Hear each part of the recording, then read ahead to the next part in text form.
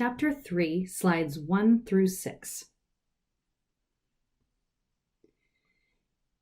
This chapter is going to be a workhorse chapter for us, and there's a few things that we're going to cover in this chapter. Firstly, we're going to define how acids and bases will be used in this course. We're also going to get some more practice on electron pushing.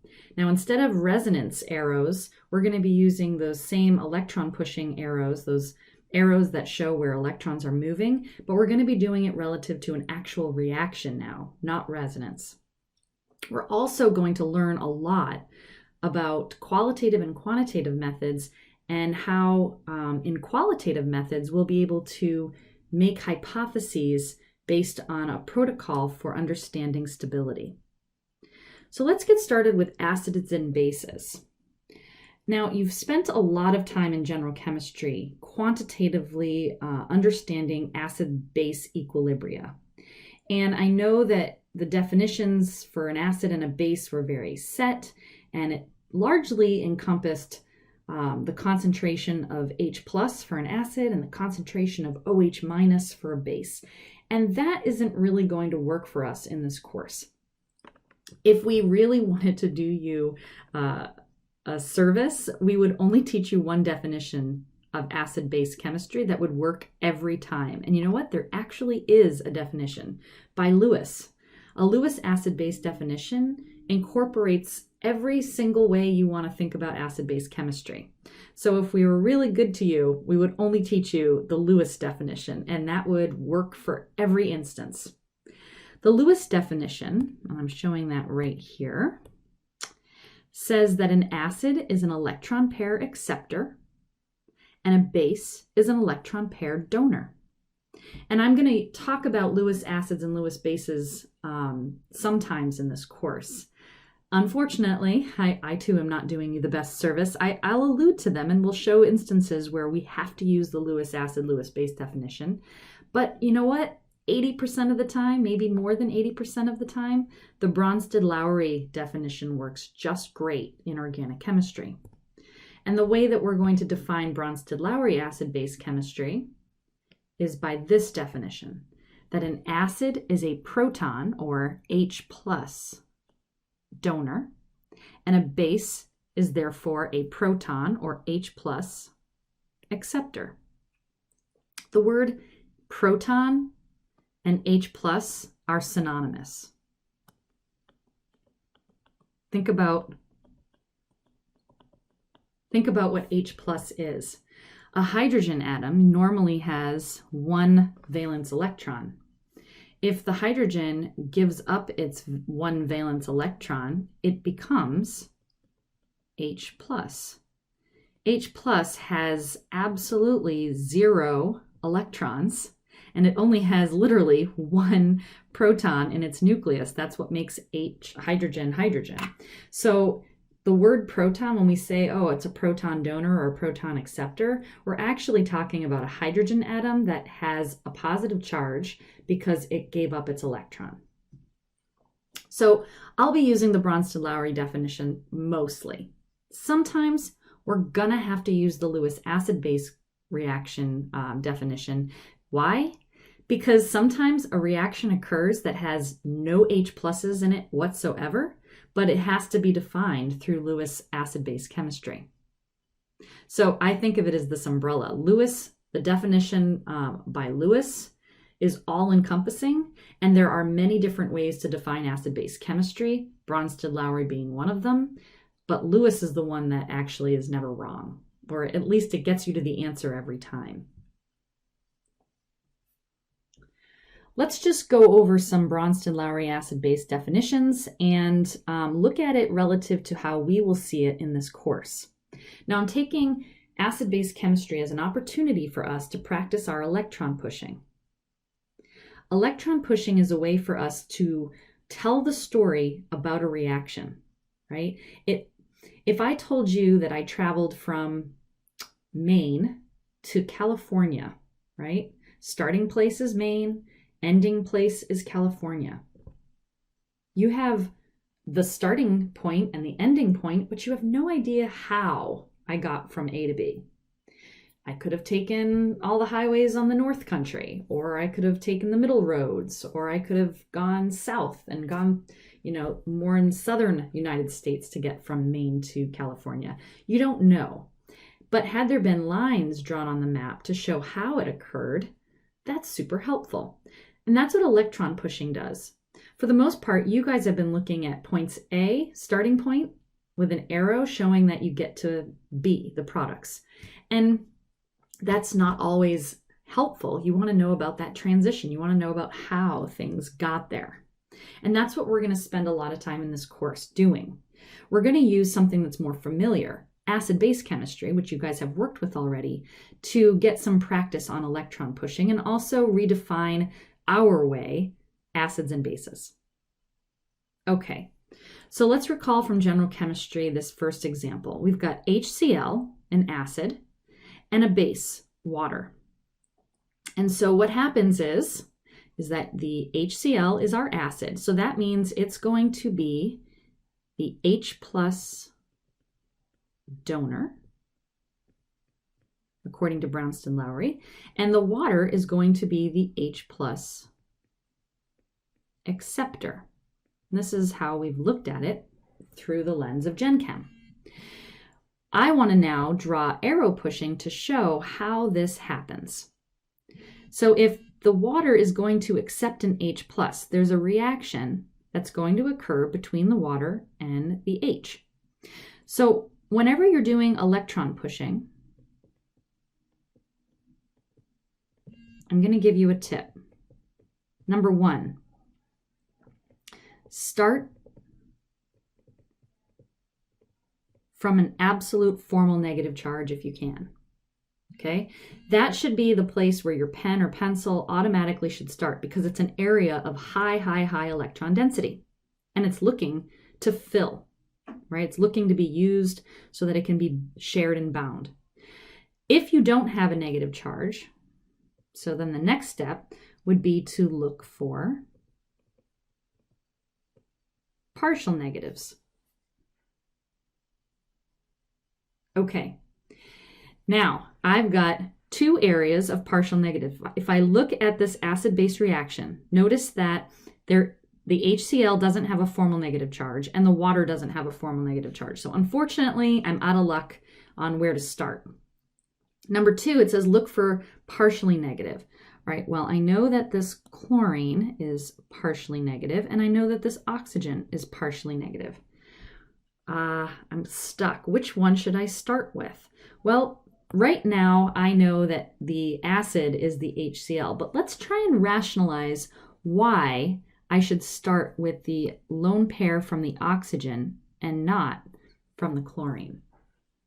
Remember what I said last chapter about electronegativity? Replace the word electronegativity with greedy. Who is more greedy, chlorine or oxygen? Let's look at the periodic table. Of oxygen or chlorine, the more electronegative atom is chlorine. That means chlorine is greedier. Okay, I've replaced electronegative with greedy. So between these 2 partially negative atoms, which one is more likely to use its lone pair and share it with a bond, as a bond? So who's less greedy? Who's more willing to share? Well, the less greedy one is more willing to share. So between the 2 partially negative atoms, the oxygen's less greedy, right? Less electronegative than chlorine. So it's going to use its lone pair and it's take these electrons and make a bond with that hydrogen. So I'm showing that this arrow is saying take these electrons and make a bond with that hydrogen. Now hydrogen can only have 1 bond. So as this bond is being made, the bond between the hydrogen and the chlorine has to be broken. Bond forming, bond breaking. So we're going to dump these electrons into the very greedy, happily greedy chlorine. Notice that the electron movement went with the dipole. There was like a tug of war for that polar bond, and that chlorine was very happy when that bond broke and it could claim that lone pair as to itself. So we get the chlorine with that extra lone pair. It's now outside of its bond trend, so it has a negative charge. And we see that the oxygen used one of its lone pairs to make the bond with the hydrogen. We've just formed a hydronium ion. So you can see that you have H3O plus. The oxygen is outside of its bond trend with a positive charge. All the atoms, though, have an octet. You can see also that we're using an equilibrium symbol because acid-base chemistry is in equilibrium.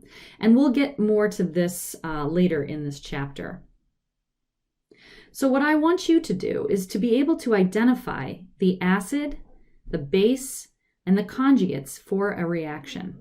Since the HCl was the H plus donor, the anion left behind is the conjugate base. Because if we were going to go backwards, the chlorine would now use its lone pair to re-establish the bond with hydrogen, giving oxygen its electrons back. So that would be the electron movement in the opposite direction. So the chlorine is now the conjugate base because it started out as being the H plus donor or the acid. And the hydronium ion is now the one that would be in the reverse direction, the conjugate acid. So here we have down below another reaction for you. I've highlighted to make life easier the acid and the base. What's interesting in this one is what you'll notice is that, for electron pushing, this one's a little bit easier to decipher. Why? Because first, if I look for a negative charge, I can see that the oxygen minus is the area of extra electron density. So I'm gonna absolutely start there. So that makes my life easier. I think it's harder when you have just two partial negatives, then you have to go to electronegativity to figure out which one to start with. I'll leave that one for you guys to try. So these curved arrow reactions are what I really want you to become very fluent in. We're gonna be using them a lot in this course. So when bonds break and form, pairs of electrons are moving. And we can show this movement as I've showed you in the previous example of acid-base chemistry. We're just using acid-base chemistry to demonstrate this curved arrow reaction pushing. So it's also sometimes called electron pushing formalism. Electron pushing is what I usually call it. Organic chemists are known for it. It's our language. We often get made fun of for you and your electron pushing. I think it tells the story. It tells and explains the how and the why. Sometimes I'm in a seminar watching someone talk about their research and they're just showing starting materials and products, and I can't quite figure out how it got from A to B. And sometimes I raise my hand and say, can you show me the electron pushing for that? If the person is an organic chemist, they'll be more than happy to share that electron pushing formalism with you. If they're not, they might roll their eyes and they might not even know. This is a skill that organic chemists pick up. And for me, I think it's just a wonderful skill because it takes away the mystery behind accepting why something happened. So let's get really good at curved arrows. This is a very general acid-base reaction pushing. If you have a base that's formally negative, it's going to have a lone pair. Take that lone pair and have it attack the hydrogen of the acid. That's going to form a new bond between whatever your base was and the hydrogen. And then the electrons of that hydrogen, as that bond was being formed, the hydrogen can only have one bond. So as it's accepting it on one side, it's got to let go of the other thing, right? It's like having one arm and one hand. If someone's tossing you a ball, but you're already holding a ball, you got to get rid of the ball that you're holding and grab the ball that's being tossed, right? It's like hydrogen only has one hand. So it can only accept this one bond. The electrons get dumped into the atom that the hydrogen was attached to, giving that atom a lone pair now. It's like they've alternated. How are these different? How are these arrows different from the arrows that we used in the previous chapter, chapter 2, when we were representing resonance? Think about it.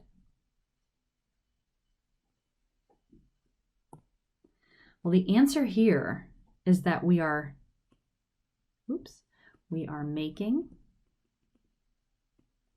and we are breaking sigma bonds.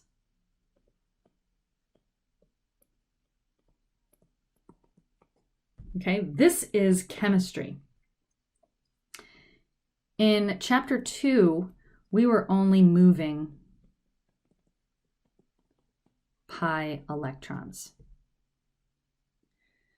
We were not creating new molecules. We were just using them to show that pi electrons can be in motion and dispersed over large areas, but we weren't changing the nature of the molecule. We were just using arrow pushing to describe something that is in a very stagnant way. Remember, I said drawing resonance arrows is like trying to draw different frames of maybe a runner or a bicyclist, right?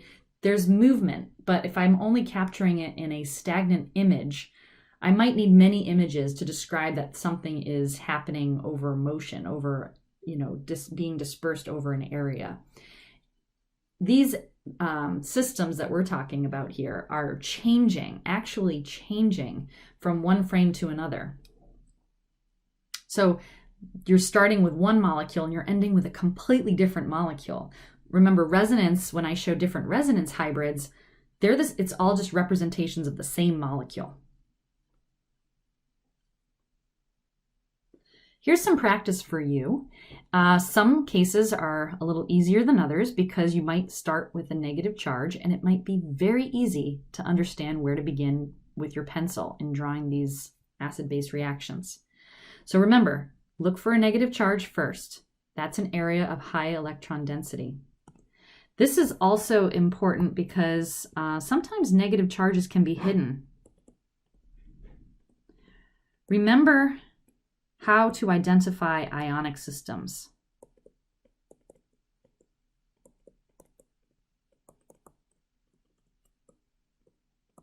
Why? Because ionic compounds are often hiding formal charges. We don't always write ionic compounds with their charges.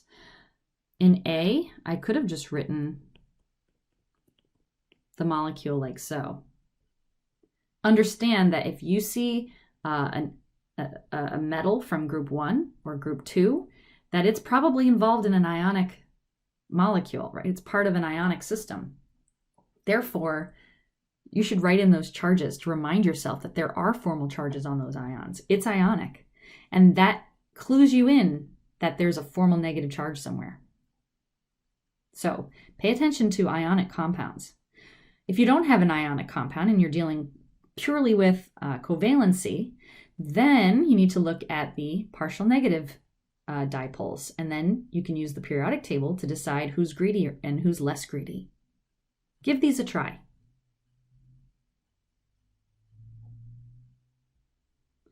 Here's another practice. I can do the first one with you because this is a little bit more difficult, but in this case, we're drawing the electron pushing mechanism for a much more complex reaction. There's more than just acid-base chemistry happening here. And what I'm asking you to do is, for every starting material and reagent that's involved with arrow pushing, tell me if the arrow pushing used falls under the acid-base reaction mechanism that we defined. So for instance, in this first case right here, you have this alcohol reacting with a hydronium species. And what the electron arrow pushing is telling us is that the partially negative oxygen is using its electrons to take a hydrogen, and the hydrogen's giving up its electrons and dumping the electrons into the oxygen. Do you see how I worded that out? I kind of narrated what was happening. This is indeed an acid-base reaction. Take a look at this next step.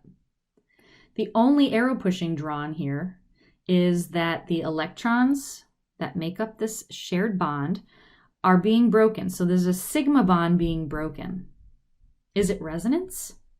No, it's a sigma bond being broken. We can't break sigma bonds in resonance. So this must be a reaction we haven't talked about yet. But It's a sigma bond being broken and just the electrons getting dumped into the oxygen. This is not an acid-base reaction.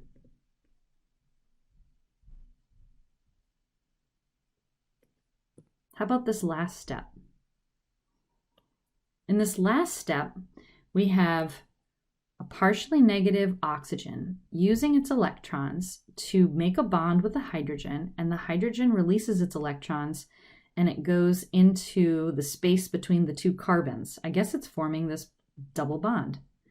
According to acid-base chemistry, a partially negative atom uses a lone pair, makes a bond with hydrogen, and then you end up with this new species. What hasn't been drawn is that you're forming a hydronium ion again. That was left out. Why? We're organic chemists. We only care about the carbon species that we made. Throw away that hydronium ion. And this indeed is an acid-base reaction as drawn by the arrows. So I want you to see if you can fill in the arrow pushing for B for a little bit more practice.